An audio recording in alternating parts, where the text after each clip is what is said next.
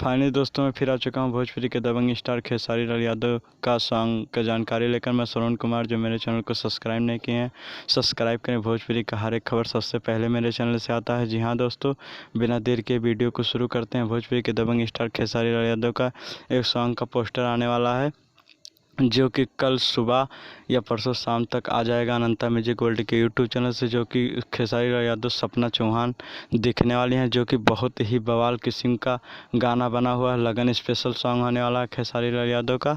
जहां दोस्तों बढ़ते हैं दूसरी खबर की ओर। खेसारी लाल यादव का एक बहुत ही बवाल सॉन्ग आने वाला है, जो कि कई सारी कंपनियों से खेसारी लाल यादव का आने वाला है गाना, जो कि खेसारी लाल यादव 2 महीने के लिए एग्रीमेंट से आज़ाद हुए हैं, जो कि 2 महीने के लिए आज़ाद हुए हैं। खेसारी लाल यादव का बहुत ही बवाल गाना आने वाला है। जी हाँ दोस्तों, आप सबका है वीडियो मेरा पसंद है तो ज़्यादा से ज़्यादा लाइक करें, कमेंट करें, शेयर करें, सब्सक्राइब करें। फिर मिलेंगे नए वीडियो के साथ दोस्तों। धन्यवाद।